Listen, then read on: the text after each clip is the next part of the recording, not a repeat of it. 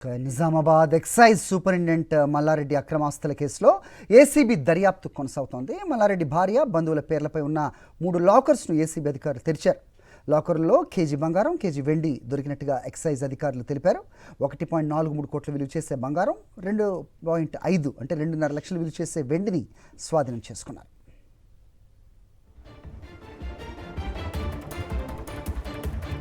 ఆదాయానికి మించిన ఆస్తుల కేసులో ఇప్పటికే మల్లారెడ్డిని ఏసీబీ అధికారులు అరెస్ట్ చేశారు. మల్లారెడ్డి ఇళ్లలో సోదాలు జరిపారు. నిజామాబాద్, ప్రగతినగర్, సికింద్రాబాద్, మచ్చబొలారం ఇళ్లలో సోదాలు చేశారు. మల్లారెడ్డి బంధువులు, సన్నిహితుల ఇళ్లలో కూడా ఏసీబీ దాడులు జరిగాయి.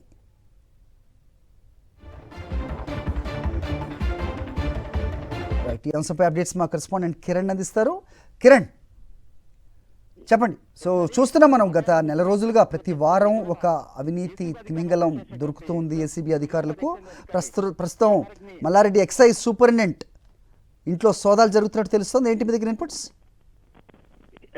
సరే, ఆదాయానికి మించిన అక్రమాస్తుల కేసులో ఏసీబీ అధికారైనటువంటి నిజామాబాద్ ఎక్సైజ్ సూపరింటెండెంట్ మల్లారెడ్డిని అరెస్ట్ చేసిన పరిస్థితి ఉంది.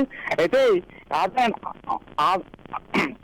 ఆస్తులు కూడబెట్టాలంటే ఆరోపణలు చేయడంతో ఇప్పటికే హైదరాబాద్ లోని పలు ప్రాంతాల్లో నివాసం ఉన్నటువంటి, అలాగే నిజామాబాద్ నగరంలో, ప్రగతి నగర్ లో కుటుంబ సభ్యుల ఇళ్లతో కావచ్చు, బంధువుల ఇళ్లలో ప్రాంతాల ఏకకాలంలో సోదాలు అయితే చేశారు.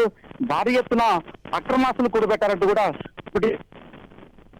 గుర్తించారు. దీంతో సుమారుగా 4 ఇళ్లతో పాటు కమర్షియల్ భవన్ కూడా స్వాధీనం చేస్తుంది.